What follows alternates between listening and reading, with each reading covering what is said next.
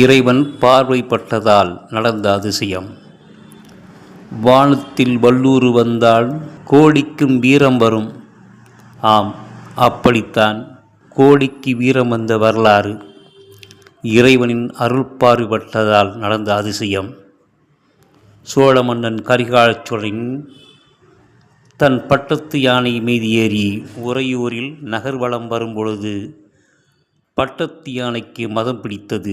படைவீரர்கள், மன்னவர் யாவரும் செய்வது அறியாது அதிர்ந்து நின்றபோது கரிகால சோழன் சிறந்த சிவபக்தன்.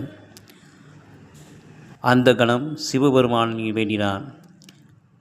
கருணையே உருவான சிவபெருமான் அருள் பார்வை அப்போது அங்கே இருந்த கோழி மீது பட்டது. அசுரபலம் கொண்டு பறந்து யானையின் மத்தில் ஏறி கொத்தியது. யானை அந்த திடீர் தாக்குதலை தாங்க முடியாமல் அருகிலிருந்த வில்வ மரத்தில் அவன் சென்றது.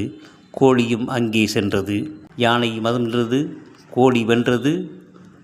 இதை கண்ட சோழ மன்னன் சிவபெருமானின் பெருங்கருணையன்றி வேறு என்ன என்று வணங்கினான். அங்கு முடிவு செய்தான். அங்கு இறைவனுக்கு ஒரு ஆலயம் அமைத்தான். இறைவனின் பெயர் பஞ்சவர்ணீஸ்வரர்.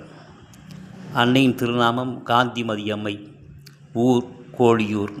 இந்த அதிசயத்தை இப்போதும் நாம் ஆலயத்தில் சிற்ப வடிவில் காணலாம். ஆம், இறைவனின் சன்னதி முன்னால் ஒருபுறம் சோழ மன்னன் யானையிலும் மறுபுறம் யானை கோழி கொத்தும் சிற்பமும் மிக அழகாக அமைந்துள்ளது. நன்றி, வணக்கம்.